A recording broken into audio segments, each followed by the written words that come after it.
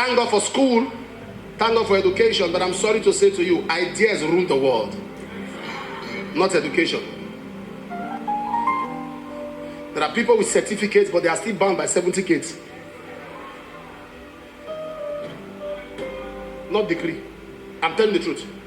I do not even, and I started doing that recently. When people say they want to go and do masters and PhD and they want money to spend, I discourage them. I do it a lot. It's a waste. With the way this life has become, nomenclature has changed though. Nomenclature has changed. You want to do masters, go to Yamo. You want to do masters, go to Uniben. All those going to Germany, you gather 30,000 euros. Sir, after graduation, it will take you almost 10 years, 15 years to recover that money.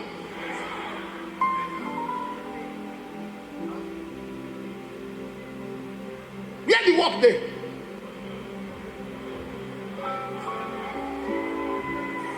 So when somebody tells me I'm going for this, I don't encourage them. I'm telling you, in those days it was okay. Where you can work for expatriate works in countries and nations, not anymore now. Because even now, the employments and appointments that matter are not educational.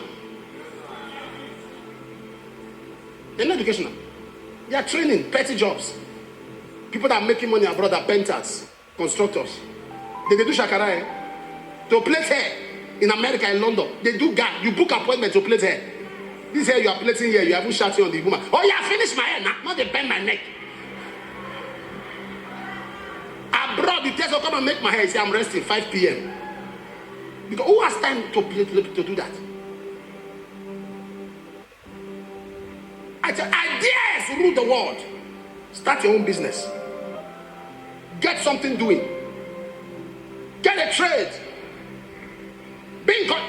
All this. I am an advocate now. I wasn't an advocate before. Going to USA, going to Japan to spend thousands of dollars. So the battle of life the enemy raises against every believer is a thought battle.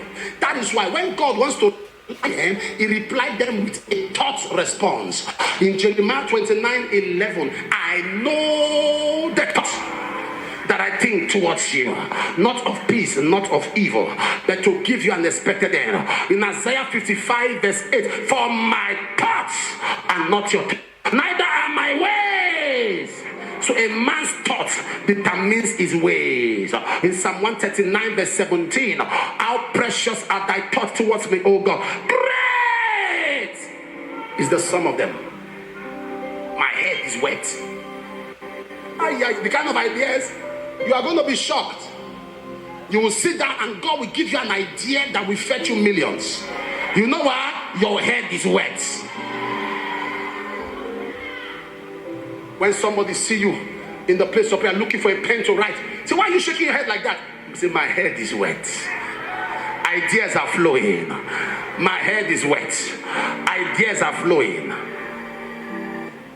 Sir, it takes, help them. Listen, it takes divine strategy. Are you aware that strategy is stronger than? There are people who have businesses, and you see a crowd, you see a beheave of customers, and you think it's just grace. They have ideas. Don't give them ideas. Ideas.